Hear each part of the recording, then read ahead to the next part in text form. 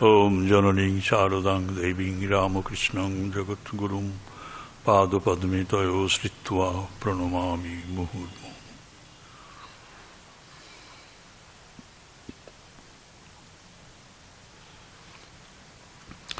ओम तव कथामृतं तप्तजीवनं गोपीभिरीडितं कल्मषापहम् श्रवणमङ्गलं श्रीमताततं भुवि गृह्णन्ति ये भूरिदा जनाः।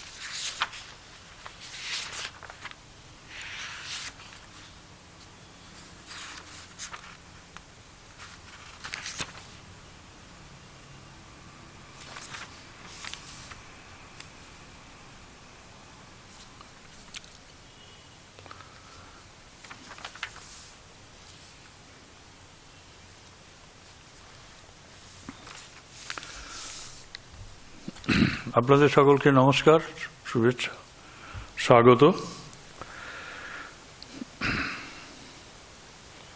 তো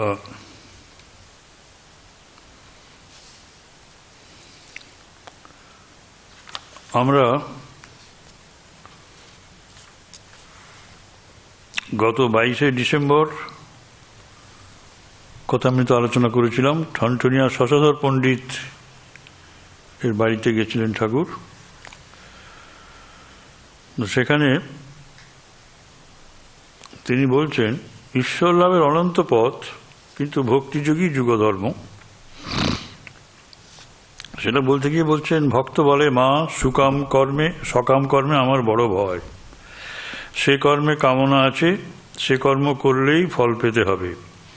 আবার অনাসক্ত হয়ে কর্ম করা কঠিন, সকাম কর্ম করতে গেলে তোমায় ভুলে যাব। তবে এমন কর্মে কাজ নেই, যতদিন না তোমায় লাভ করতে পারি ততদিন যেন কর্ম কমে যায়। যেটুকু কর্ম থাকবে সেটুকু কর্ম যেন অনাসক্ত হয়ে করতে পারি, আর সঙ্গে সঙ্গে যেন খুব ভক্তি হয়। সুতরাং এই যে কর্মকে একেবারে বাদ দিতে বলছেন না, কর্ম তো করতেই হবে, কিন্তু যতদিন না তোমায় লাভ করতে পারি কর্ম থেকে আমার ব্যক্তিগত সুখ, ব্যক্তিগত কামনা বাসনা পূরণ করার যে ইচ্ছা, সেটা যেন না আসে। সেটা যতদিন থাকবে ততদিন আমি তো তোমাকে পাবো না। সুতরাং কর্ম প্রার্থনা করতে হয় কর্মটা যেন কমে যায়। যেটুকু কর্ম থাকবে সেটুকু যেন অনাসক্ত হয়ে করতে পারি। এখন আমরা গীতাতে আমরা একটা অন্যরকম সুর পাই, যে ত্রিগুণাত্মিকা মায়া তিনি কিন্তু আমাদের বেঁধে রেখেছেন সত্য রজ তম। আমরা বাই নেচার আমরা অনেক সময় কেউ সাত্ত্বিক ভাবাপন্ন, কেউ রাজসিক, কেউ তামসিক। এখন সাত্ত্বিক ভাবাপন্ন যারা, তারা কর্ম না করলেও ভগবানের জ্ঞানে একেবারে পরিতৃপ্ত হয়ে আছে। কিন্তু যারা রাজসিক গুণসম্পন্ন, রজগুণের অধীন, তাদের পক্ষে তো কর্ম করতেই হবে, তারা কর্ম ছাড়া আর কিছু বোঝেনি না। সুতরাং সকাম কর্মে গীতা একেবারে যে উপদেশ দেননি তা না। আমি আগেও বলেছি সকাম কর্মের উপদেশ আছে, যেখানে তিনি বলছেন সহযজ্ঞ প্রজা সৃষ্টা পুরো বাচ প্রজাপতি অনেন প্রসবিশ্বদ্ধম এসব তু ইষ্ট কামধুক। যজ্ঞকে সঙ্গে নিয়ে, অর্থাৎ রিনাউন্সিয়েশন, ত্যাগ এবং সেবাকে সঙ্গে নিয়ে তোমরা বেড়ে ওঠো। মানুষ যদি ত্যাগ এবং সেবার আদর্শ ভুলে যায় সহযজ্ঞা প্রজা সৃষ্টা। যজ্ঞের সঙ্গে সেবা এবং স্বার্থত্যাগ করতে হবে তোমাকে, সেই জন্যই তোমাকে সৃষ্টি করা হয়েছে। তোমার সঙ্গে ওই ভাবটিকেও দেয়া হয়েছে, যজ্ঞকেও দেয়া হয়েছে, একা তোমাকে আমি সৃষ্টি করিনি। ভগবান বলছেন এই ত্যাগ এবং সেবাকে সঙ্গে নিয়ে বেড়ে ওঠো, কাজ করো। যে কাজ করবে সেই কাজ তোমাকে কি দেবে না, সুরভি যেমন সেই কামধেনু যেমন সমস্ত ইষ্ট বস্তু দান করে, প্রার্থিত বস্তু, সেরকম তোমরাও সেই প্রার্থিত বস্তু তোমাদের সব পাবে, কামনা বাসনা সব পাবে। অর্থাৎ সকাম কর্ম হলো। এরপরেই কিন্তু নিষ্কাম কর্মের অধিকার জন্মায়। মানে তামসিক গুণ পরিহার করতে গেলে কর্মের মধ্য দিয়েই করতে হয়। রাজসিক ভাব আসবেই, সেই রাজসিক ভাব আবার স্তীমিত হয়ে যায় সাত্ত্বিক ভাবের আগমনে। সেই সাত্ত্বিক ভাবের আগমনের জন্যই আমরা প্রতীক্ষা করব যে জ্ঞানে, যে সাত্ত্বিক ভাবে ভগবানের নাম গুণ কীর্তনে আমার স্পৃহা জন্মে, আগ্রহ জন্মে, আসক্তি জন্মে, কর্মে নয়। কর্মে আসক্তি জমে যদি যায়, যদি জন্মে, তাহলে কি হবে, সেই কর্মের ফল যেটা, সেটা ভোগ করার আসক্তি আসবে।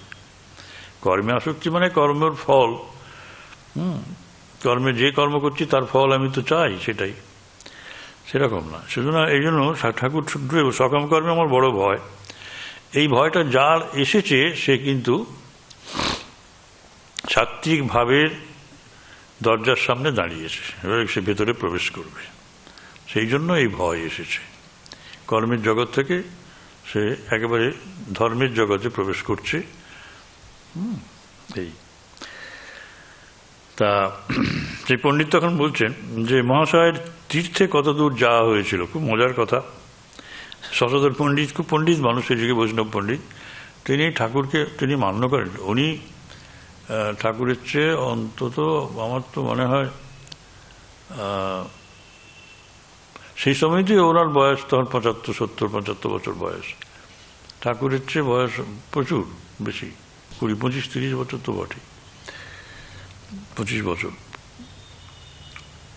কি আরো বেশি। তা তিনিও কিন্তু ঠাকুরকে প্রণাম করছেন, কি অদ্ভুত ব্যাপার। আর ঠাকুর কিন্তু সংকুচিত হচ্ছেন, বলে আপনি আমার পিতার মতো, এরকমও বলছেন। মহাশয় তিনি বলছেন যে মহাশয়ের তীর্থে কত দূর যাওয়া হয়েছিল। শ্রীরামকৃষ্ণ: হ্যাঁ, কত জায়গায় দেখেছি। তো উনি তো গেছিলেন, কত জায়গায় তো দেখেছেন।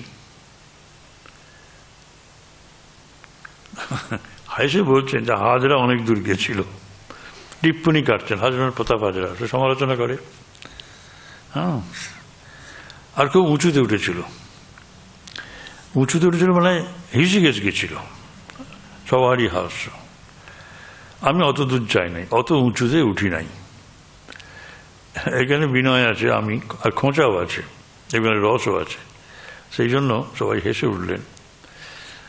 এইপরে ঠাকুর সকলকে স্তব্ধ করে দিচ্ছেন, হাসাচ্ছেন, কিন্তু সবাই স্তব্ধ হয়ে যাচ্ছে।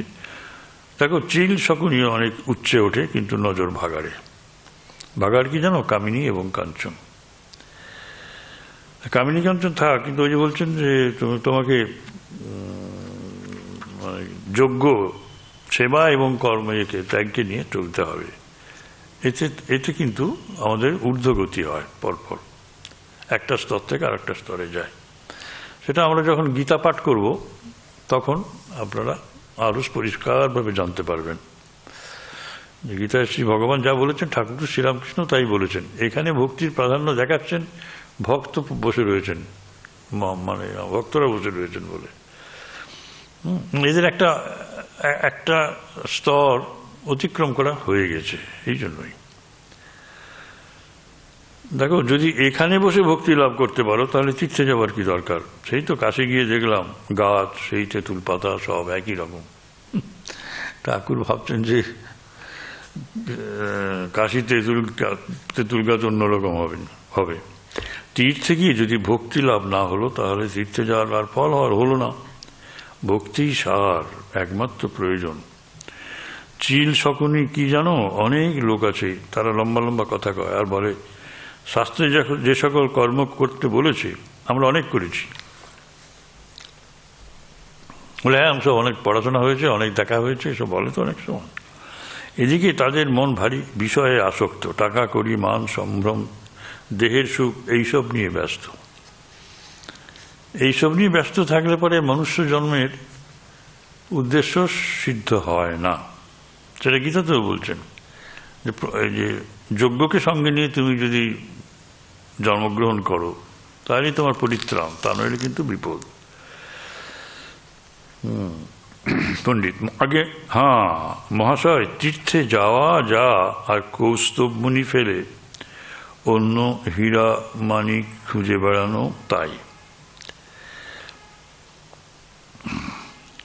মানে ঘরের কাছে কৌস্তব মুনি আছে, আরো মূল্যবান মুনি, আমাদের ঘরের কাছেও তো তীর্থ আছে, বাবা মাই সবচেয়ে বড় তীর্থ, তাদের অবহেলা করে অনেক সময় আমরা এগিয়ে যাই, হীরামানিক খুঁজতে যাই এখানে সেখানে, এটা ঠিক না। শ্রীরামকৃষ্ণ আর তুমি এইটি যেন হাজার শিক্ষা দাও, সময় না হলে ফল হবে না। আমি বললাম ত্রিগুণের সাম্যাবস্থা সাত্ত্বিক, সেটা যদি না আসে, সেটা না আসা পর্যন্ত উচ্চতর জীবনের প্রতি আকাঙ্ক্ষাটা জাগে না। তা শিক্ষা দিলেও হুজুগে পড়ে যা হয় সেটাই হবে, সময় না হলে ফল হবে না। ছেলে বিছানায় শোবার সময় মাকে বলেছিল, মা আমার যখন হাগা পাবে আমায় উঠিয়ে দিও। মা বললে, বাবা হাগাই তোমাকে ওঠাবে, এই জন্য তুমি কিছু ভেবো না। একেবারে গ্রস এক্সাম্পল দিচ্ছেন, একেবারে গ্রস এক্সাম্পল। সুতরাং কারো কারো আরো অনেক জন্ম লাগবে ভক্তি একটু আসতে, ঈশ্বরের অনুরাগ আসতে।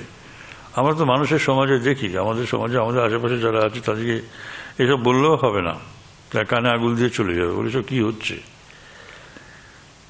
কথামৃতের প্রতি তাদের অনুরাগ তো দূরের কথা, বিরাগ আছে। কারণ কথামৃত নাকি শুধু কামিনী কাঞ্চন ত্যাগ করতে বলছে, আর আমরা তো সবাই কামিনী কাঞ্চনই চাই। তাদের চাওয়াটাই হয়ে গেছে ওইখানে, আর ওর উপরে উঠবে না। তাতে যে কষ্টগুলো হয়, শেষ রক্ষা যে হয় না, সেটা বোঝে না। সেরূপ ভগবানের জন্য ব্যাকুল হওয়া ঠিক সময় হলেই হয়। শ্রীরামকৃষ্ণদেবের কল্পতরু হওয়ার ঘটনা এই কয়েকদিন আগে সব আমরা আলোচনা করলাম, পড়লাম, শুনলাম। অনেকগুলি মানুষকে তিনি ছুঁয়ে দিয়েছিলেন এবং সবারই চৈতন্য জাগ্রত হয়েছিলেন। কিন্তু দু একজনকে ছোড়নি, বলে না তোমার এখন সময় হয়নি, তোমার এখন সময় হয়নি, মানে আধার তৈরি হয়নি, সেই জন্য সে গ্রহণ করতে পারবে না, ধারণ করতে পারবে না। আমি একটা বলি যে একটা সামান্য কাঁচের গ্লাসে বা কাঁচের বোতলে লিকুইড নাইট্রোজেন রাখলে ফেটে যাবে, কাঁচটাকেও সেরকম পুরো হতে হবে।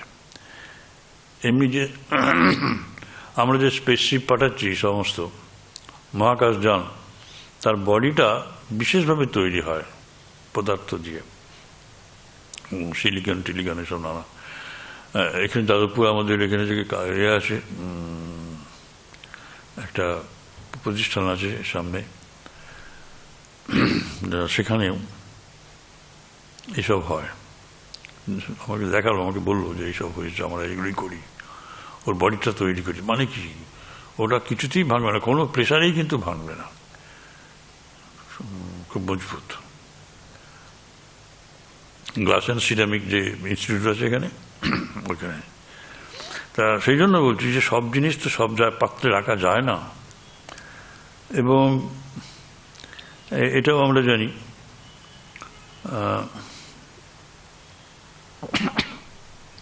যে বৈদ্য 3 রকমের আছে। তা ভগবানের জন্য ব্যাকুল না হলে পরে হাজার শিক্ষা দিলেও কিছু হবে না।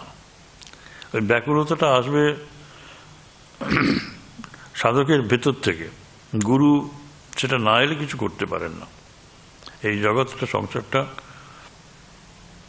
দুঃখময়।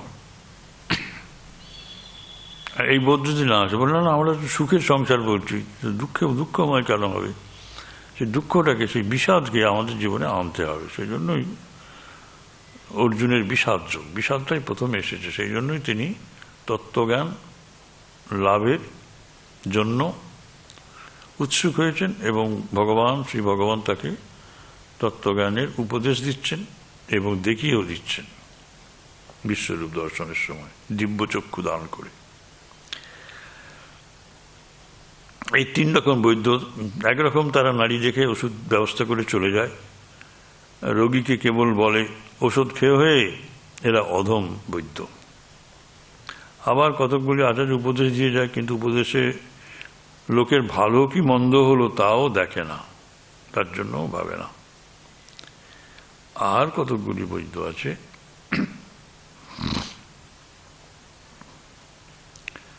তারা ঔষধ ব্যবস্থা করে রোগীকে ওষুধ খেতে বলে, যদি খেতে না চায় অনেক বোঝায়, এরা মধ্যম থাকের বৈদ্য। এরকম বৈদ্য অনেক আছে, ওই রকম মধ্যম থাকের আচার্যও আছে, উপদেশ দেন, আবার অনেক করে লোকেদের বোঝান, বলে বাবারা মায়েরা তোমরা যাতে এই উপদেশগুলো মেনে চলতে পারো, পালন করতে পারো, সেই জন্য আমি তোমাদের বলছি তোমরা এইভাবে তোমরা অভ্যাস করো, বারবার বলে, বোঝায়। কিন্তু উত্তম থাকের বৈদ্য মিষ্টি কথাতে যদি রোগী না বোঝে, জোর পর্যন্ত করে, রোগীর বুকে হাঁটু দিয়ে রোগীকে ওষুধ গিলিয়ে দেয়, সেরূপ উত্তম থাকের আচার্য আছে। তারা ঈশ্বরের পথে আনবার জন্য শিষ্যদের উপর জোর পর্যন্ত করেন। এটা শুনতে খুব ভালো লাগলো,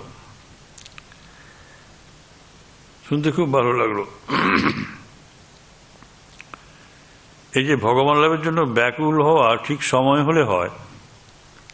আবার এই 3 রকমের বৈদ্যের কথা বললো, উত্তম আচার্য। এখন যদি উত্তম আচার্য পাই, তাহলে আবার ভগবান লাভের জন্য ব্যাকুল হওয়ার কি দরকার, আমাকে তো ওষুধ খেতেই হবে।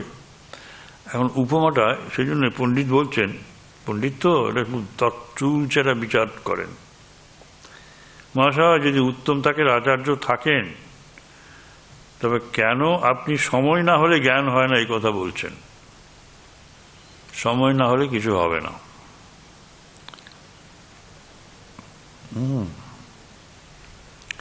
ঠাকুর বলছেন সত্য বটে, কিন্তু মনে করো যদি ঔষধ পেটে না যায়, যদি মুখ থেকে গড়িয়ে যায়, বৈদ্য কি করবে? উত্তম বৈদ্য কিছু করতে পারে না। ব্যাপারটা এটা তো ঠিকই হলো, কিন্তু যদি গিলিয়ে দেয় একেবারে গলায় ঢেলে, খেতেই হবে, সেরকম বৈদ্য খুব কম। উত্তম বৈদ্যরও আবার থাক আছে, না খেলে আবার খাওয়াবে, এরা সব এসব করে না।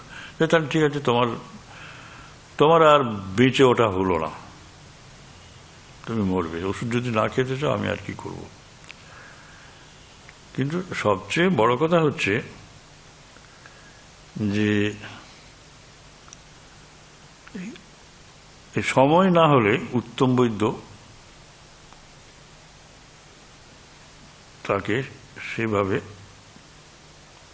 উপদেশও দেন না, এটাই কারণ।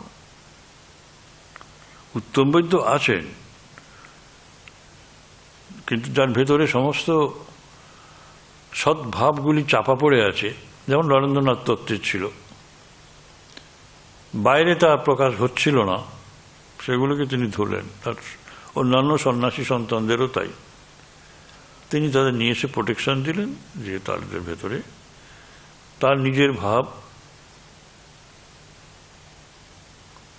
সঞ্চারিত করলেন। পাত্র দেখে উপদেশ দিতে হয়, তোমরা পাত্র দেখে উপদেশ দাও না। আমার কাছে কেউ ঝগড়া এলে আগে জিজ্ঞেস করি তোর কে আছে।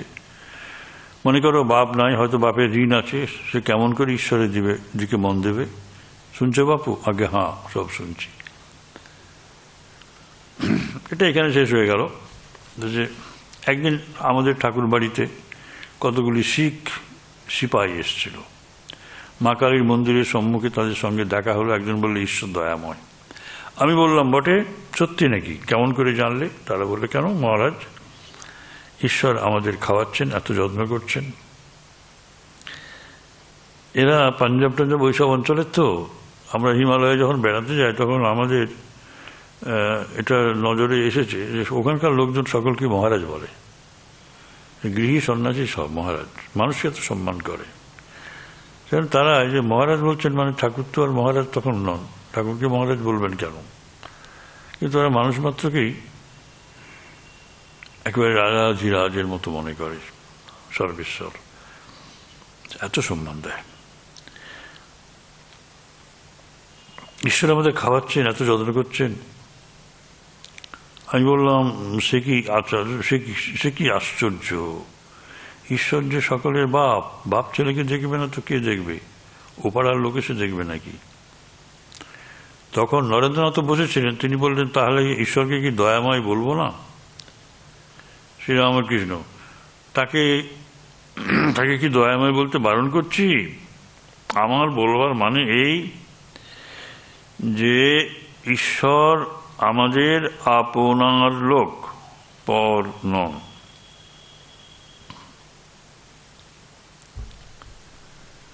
দয়া কি করে? দয়া হচ্ছে একজন দ্বিতীয় ব্যক্তি যিনি আমার থেকে আলাদা, তিনি আমাকে দয়া করেন।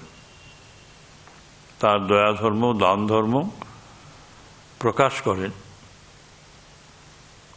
গ্রহীতাদের মাধ্যমে।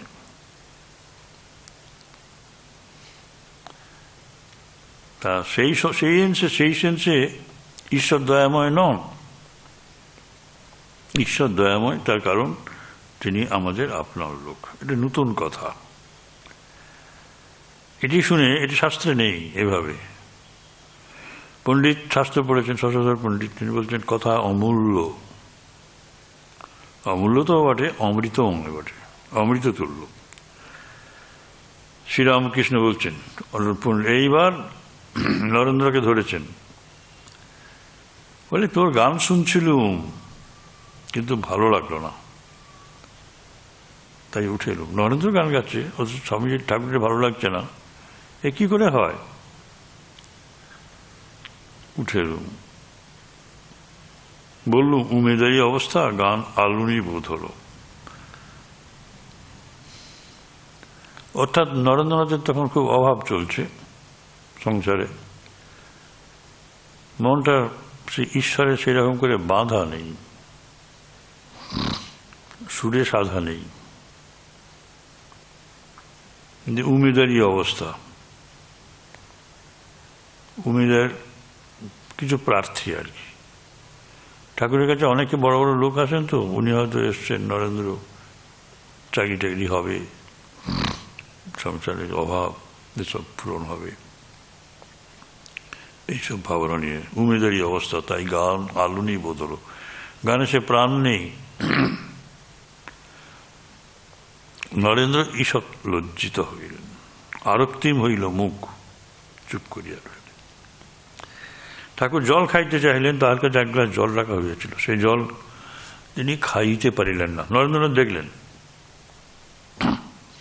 কিন্তু নরেন্দ্রনাথ পরে পরীক্ষা করে দেখেছিলেন যে ওই জলটি একজন লোক যে এনেছিল তার চরিত্র তেমন উজ্জ্বল ছিল না, কোনো ঘোর ইন্দ্রিয় আসক্ত ব্যক্তি ওই জল স্পর্শ করেছিল।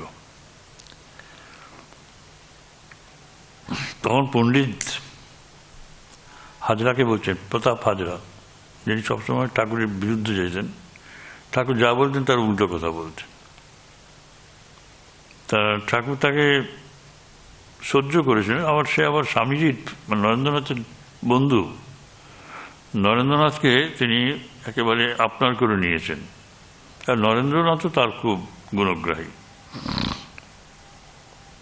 বাড়ি কামারপুকুরের কাছেই ছিল প্রতাপ হাজরা।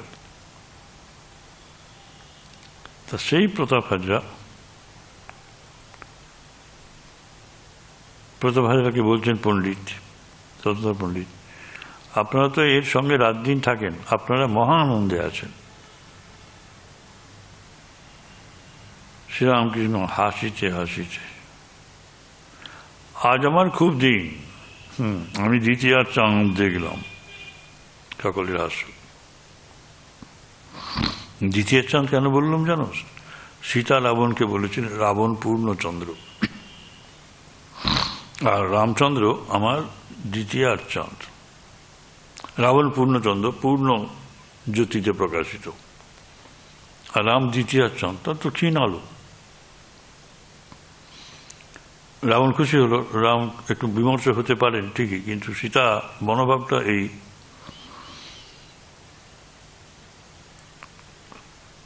যে রাবণ মানে বুঝতে পারেনি, তাই ভারী খুশি। সীতার বলবার উদ্দেশ্য এই রাবণের সম্পদ যতদূর হবার হয়েছে এইবার দিন দিন ক্ষয়প্রাপ্ত হবে।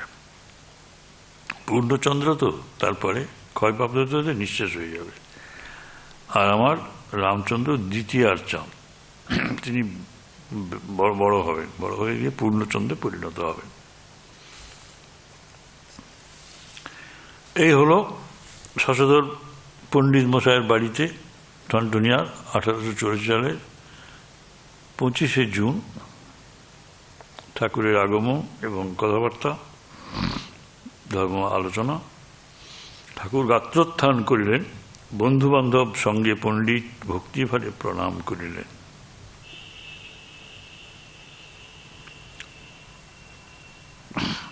এটা কম না, কত বয়স। ঠাকুর ভক্ত সঙ্গে বিদায় লইলেন।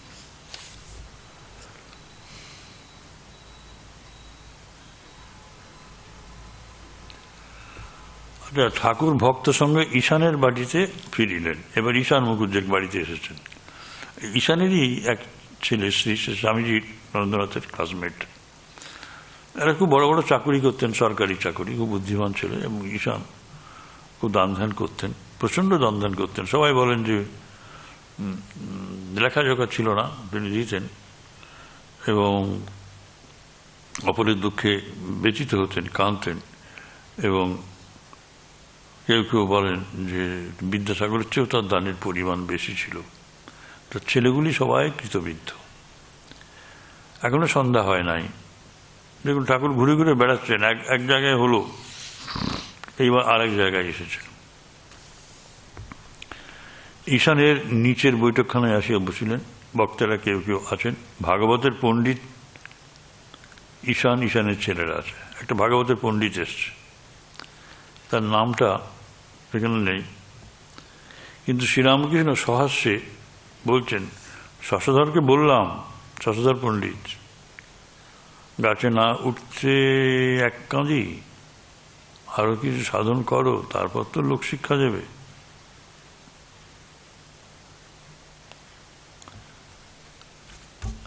শশধর পণ্ডিতকে লোক শিক্ষা দিতে নিষেধ করে এসছে।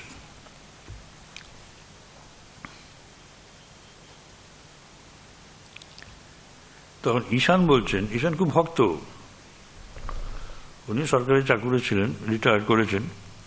ছেলেরা সবাই, 4-5টা ছেলে, মানে সবাই খুব বড় বড় পোস্টে আছেন। তখন ঈশানের খুব সুদিন, কিন্তু খুব ভক্ত, সেজন্য দীনভাব, দীনতার ভাবটি খুব বেশি। আর ঠাকুরকে বড় ভক্তি করেন তো। ঈশান বলছেন, সকলেই মনে করে যে আমি লোক শিক্ষা দিই, নিজে নিজে সবাই ভাবে আমি লোক শিক্ষা দিচ্ছি, আমি জগতের উপকার করছি। জোনাকি পোকা মনে করে আমি জগৎকে আলোকিত করছি। তা একজন বলেছিল, হে জোনাকি পোকা, তুমি আবার আলো কি দেবে? তুমি অন্ধকার আরো ঘন করে প্রকাশ করছো। হ্যাঁ, অদ্ভুত জিনিস। তুমি অন্ধকার আরো প্রকাশ করছো। তখন শ্রীরামকৃষ্ণদেব ঈষৎ হেসে বলছেন, শুধু পণ্ডিত নয়, একটু বিবেক বৈরাগ্য আছে। ভাটপাড়ার ভাগবতের পণ্ডিতরা এখনো বসিয়া আছেন, বয়স 70-75 হইবে। তিনি একদৃষ্টে ঠাকুরকে দেখিতেছেন। ভাগবত পণ্ডিত, আপনি মহাত্মা। শ্রীরামকৃষ্ণ, সে নারদ, পল্লব, সুখদেব, এদের বলতে পারেন, আমি আপনার সন্তানের মতো। তবে এক হিসাবে বলতে পারেন, এমনি আছে। ঠাকুর বলছেন, ভগবানের চেয়ে ভক্ত বড়, কেননা ভক্ত ভগবানকে হৃদয়ে বয়ে নিয়ে বেড়ায়।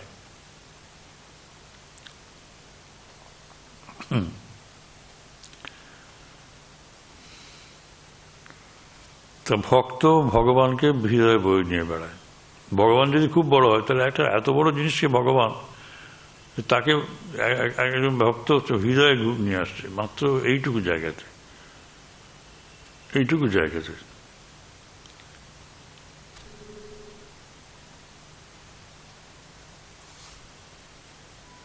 এটা কম না, এটা একটা নতুন কথা। ভগবানের চেয়ে ভক্ত বড়, এটা লোকে শুনলে বলবে যে কি হচ্ছে সব, ভগবান কোথায় আর ভক্ত। সত্যিকারের ভক্ত তো ভগবানকে নিয়ে বুকে নিয়ে বেড়ায়, বুকের মধ্যে তার ভগবান আছে।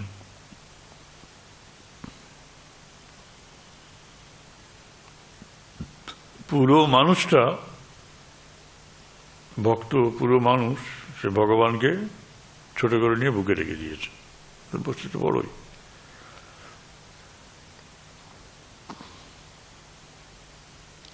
সবাই আনন্দ করছে, এই কথাটা শুনে সকলের আনন্দ হয়েছে।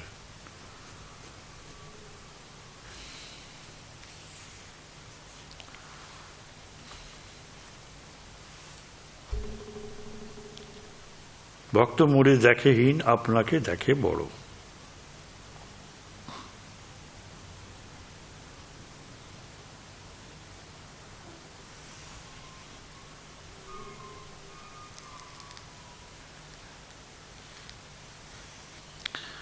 যশোদা কৃষ্ণকে বাঁধতে গেছিলেন। যশোদার বিশ্বাস, আমি কৃষ্ণকে না দেখলে কে দেখবে তাকে।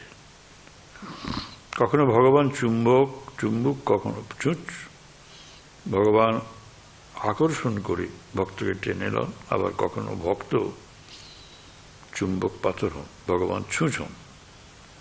ভক্তের এত আকর্ষণ যে তার প্রেমে মুগ্ধ হয়ে ভগবান তার কাছে গিয়ে পড়েন। ভক্ত চুম্বক, ভগবান ছুঁচ হয়ে গিয়ে সেই চুম্বকে লেগে থাকেন। এইসব হলো। ঠাকুর এবার দক্ষিণেশ্বরে ফিরবেন। নিচের বৈঠকখানে দক্ষিণের দিকে বারান্দায় আসে দাঁড়ায় আছেন, ঈশান প্রভৃতি ভক্তেরা দাঁড়ায় আছেন। ঈশানকে কথার ছলে অনেক উপদেশ দিতেছেন ঈশানের প্রতি। সংসারে থেকে যে তাকে ডাকে সে বীর ভক্ত।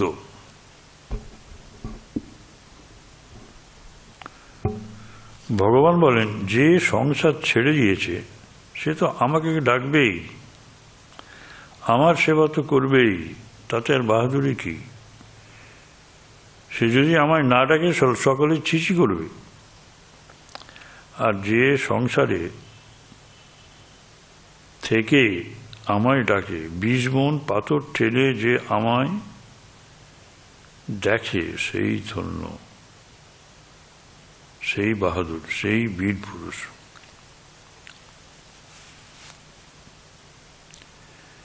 খুব সুন্দর কথা।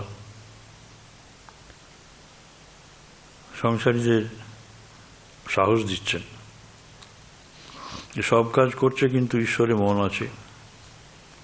এত রেসপন্সিবিলিটি, এত বাধা।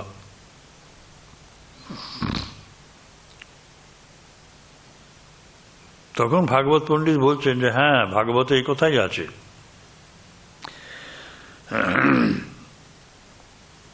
এই যে এক্সপ্লেনেশন, 20 মণ পাথর ঠেলে যে আমায় দেখে সেই ধন্য। ভাগবত অনেক এক্সাম্পল আছে।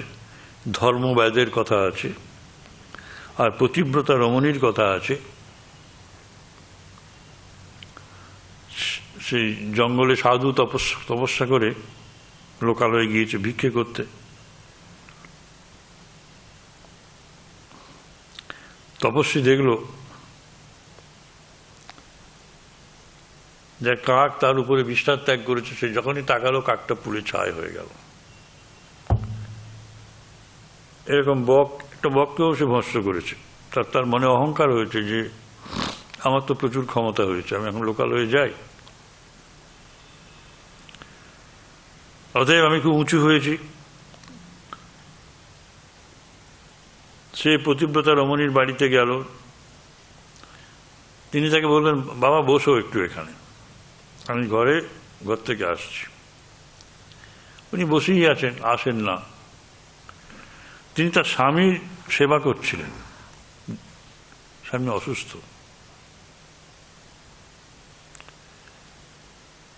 স্বামী এলে বাড়িতে পা ধুয়ে দিয়ে, ধোবার জল দিয়ে, এমনকি মাথার চুল দিয়ে তার পা পুছে দিত। এখন এই তপস্বী সে বনে জঙ্গলে তপস্যা করে কাক আর বককে, পাখিদের সব তাকে সব ভস্মীভূত হতে দেখেছে। তার ক্ষমতা সম্বন্ধে সে ভীষণ সজাগ।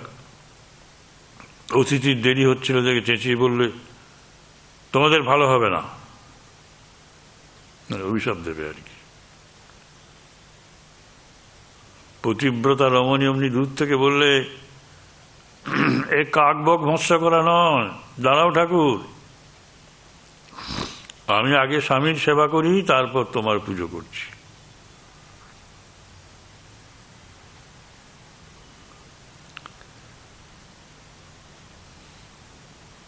তখন বলল, রে বাবা, এটা সাধারণ কথা না। আমি জঙ্গলে কি করেছি কেউ জানে না, এ সব জানতা, অথচ সংসারে আছে। বললেন যে কি মা এরকম কেন, কি করতে কি করে পেলেন? বলে, আমি পতি সেবা, স্বামী সেবার মাধ্যমে সমস্ত কিছু জ্ঞান পেয়ে গেছি। এই যে বললেন না, যে সংসারে থেকে আমায় ডাকে 20 মণ পাথর ঠেলে, যে আমায় দেখে সেই ধন্য, সেই বাহাদুর, সেই বীর পুরুষ। ব্যাদ এরকম একটি পতিব্রতা রমণীর সন্ধান পেলেন। তার গুরু তাকে পাঠিয়েছিলেন ব্রহ্মজ্ঞানের জন্য ধর্মব্যাদের কাছে, বলে, একটা যাও, ব্যাদ আছে।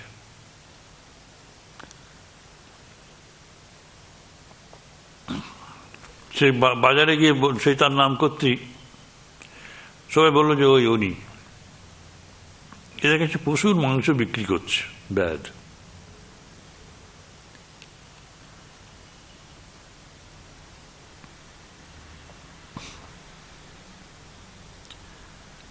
সে কিন্তু রাত দিন ঈশ্বর জ্ঞানে বাপ মার সেবা করত। সে তো অবাক, সে তো জানতো না এই একজন পশুর মাংস বিক্রি করছে, একটা নিজ বৃত্তি নিয়ে আছে, ইনি আমাকে শিক্ষা দেবেন, এ কি হয় কখনো?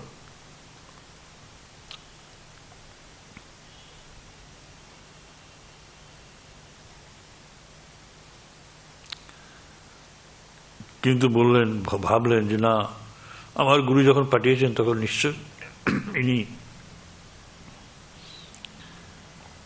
জ্ঞানী মানুষ। এবং তারপর বললেন যে আমাকে উমুক পাঠিয়েছেন, আপনি আমাকে উপদেশ দেবেন। বলে, দেখুন মহারাজ, আমি তো এখন আপনাকে কিছু বলতে পারবো না। আমি নিজে মাংস মারি না, অন্যের জায়গা থেকে কিনে নিয়ে আসি, এখানে বিক্রি করি, এটাই আমার পেশা। আমি এই মাংস বিক্রি করে অর্থ নিয়ে আমি আমার বাবা মার সেবা করি।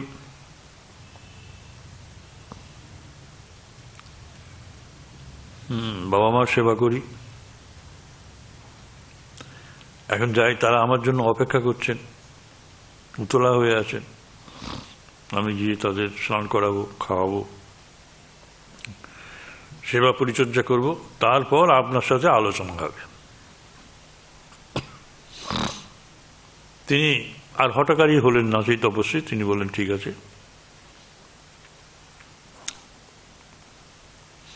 তারপর দেখা গেল সত্যি সেই ব্যাদ পূর্ণ জ্ঞানী।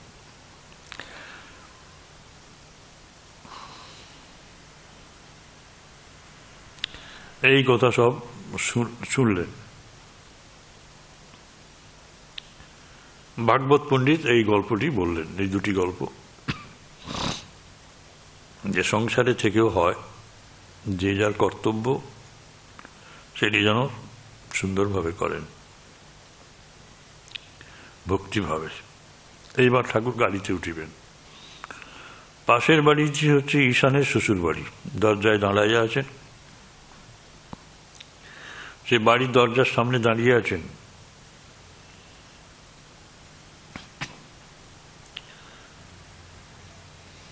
বলছেন, পিঁপড়ের মতো সংসারে থাকবে। পার্টিং মেসেজ, বিদায় নেওয়ার সময় এই উপদেশ ঈশানকে বলছেন।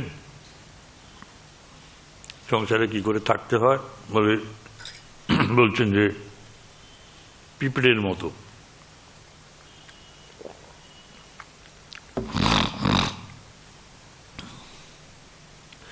এই সংসারে নিত্য অনিত্য, নশ্বর এবং অবিনশ্বর আছে, সত্য মিথ্যা এসব মিশিয়ে রয়েছে। কিরকম বালিতে চিনিতে সব মেশানো। পিঁপড়ের মতো চিনিটুকু নেবে, চিনিটুকু নেবে। এটা 1 নম্বর উপদেশ সংসারীদের জন্য। আর বলছেন, রাজহংসের মতো হবে, দুধে জলে এক হয়ে আছে, চিদানন্দ রস আর বিষয় রস। ভগবানের আনন্দ, চিৎ জ্ঞানের আনন্দ, আর বিষয় রস। হাঁসের মতো দুধটুকু নিয়ে জল ত্যাগ করবে।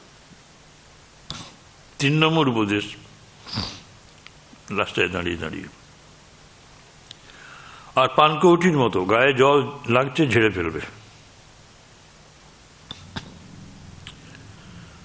4 নম্বর উপদেশ, আর পাঁকাল মাছের মতো। উদাহরণগুলো দেখুন। বাঁকে থাকে কিন্তু গা দেখো পরিষ্কার, উজ্জ্বল, পিচ্ছিল।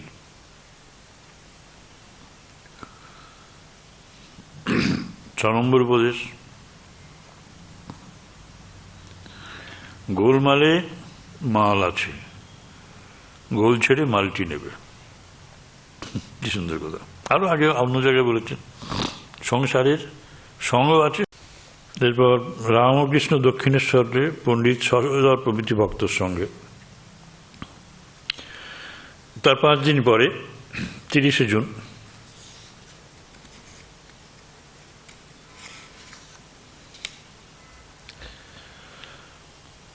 তার ঘরে শ্রীরামকৃষ্ণদেব ভক্ত সঙ্গে পূর্ব পরিচিত ঘরে মেঝেতে বসিয়ে আছেন।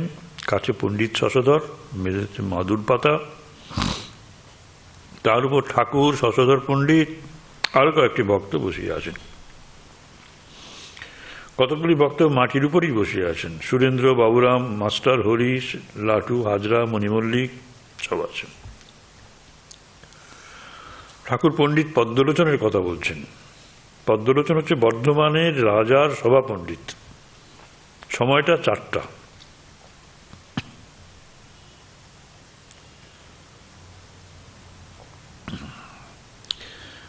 আজকে তো 30শে জুন, 25শে জুন তিনি কথা বলেছিলেন শশধর পণ্ডিতের সঙ্গে রথযাত্রার সময়তে, ওইখানেতে কথা হয়েছে। ঠিক 6 দিন পরে আবার পণ্ডিত আসিয়াছেন, সঙ্গে শ্রীযুক্ত ভূধর চট্টোপাধ্যায় এবং তার জ্যেষ্ঠ সহোদর।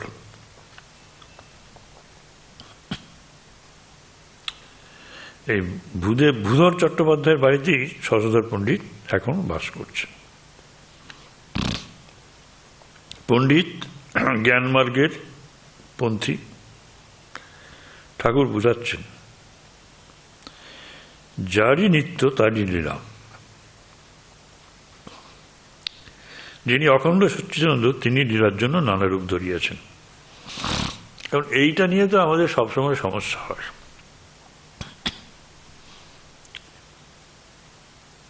এটি হচ্ছে বিশিষ্টাদ্বৈতবাদ। এই জন্য ঠাকুরকে অনেকে বলেন যে তিনি বিশিষ্টাদ্বৈতী ছিলেন।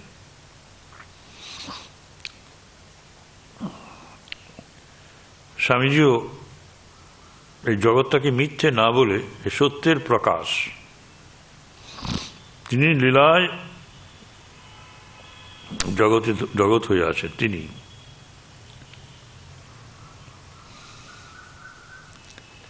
সেজন্য জগৎকে মিথ্যে বলে উড়িয়ে দিয়ে সংসার ত্যাগ করে জগৎ সম্বন্ধে নিষ্প্রিয় হয়ে থাকা ভালো নয়। বহুরূপে সম্মুখে তোমার, তিনি বহুরূপে আছেন, তার সেবা করো। অদ্বৈত এসব এটি প্র্যাকটিক্যাল বেদান্ত বলে স্বামীজি প্রচার করলেন। বিশিষ্টাদ্বৈতবাদের এইখানেই কিন্তু সার্থকতা। যার নিত্য তারই লীলা, তার লীলাও সত্য, নিত্যও সত্য। নিত্য মানে তিনি ভগবান, আর লীলা মানে তারই জগৎ, তারই জগৎ, তারই লীলা। নিত্য লীলা এক। তো জগৎ আর জগদীশ্বর আলাদা মন।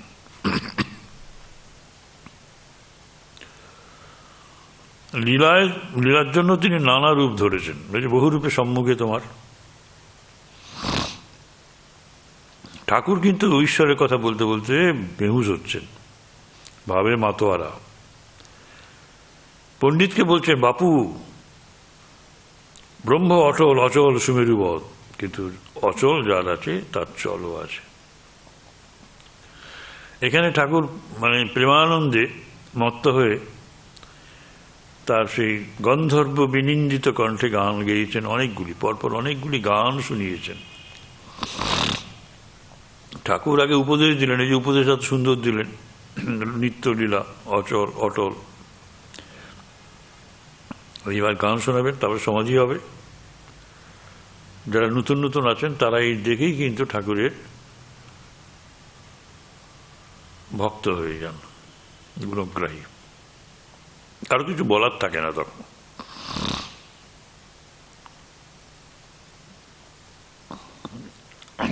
প্রথম গান, কে জানে কালী কেমন, ষড়দর্শনে না পায় দর্শন। গান, মা কি আমার, মা কি এমনি মেয়ের মেয়ে, যার নাম জপিয়ে মহেশ বাঁচেন, হলাহল কে। অনন্ত, সে যে অনন্ত ব্রহ্মাণ্ড রাখে উদরে পুরিয়ে, এইসব হচ্ছে। আবার গান, মা কি শুধুই শিবের সতী,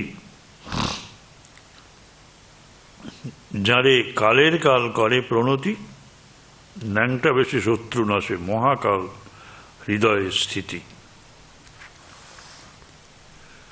গান আবার, আমি সুরা পান করি না, সুধা খাই জয় কালী বলে। আবার গান, শ্যামাধন কি সবাই পায়, অবোধ মন বোঝে না একই দায়, শিবের অসাধ্য সাধন মন মোজানো রাঙা পায়। তিনি গান থামালেন, চুপ করে বসে আছেন। কিন্তু পণ্ডিত তিনি, শশধর পণ্ডিত, তিনি ছাড়বেন না। গান এরকম তো শোনেননি তিনি। অতি বিনীতভাবে ঠাকুরকে বলিতেছেন, আবার গান হবে কি? আমি বলছিলাম যে পণ্ডিত বৈষ্ণব পণ্ডিত, শশধর বৈষ্ণব পণ্ডিত না, শশধর হচ্ছেন বেদান্ত পণ্ডিত।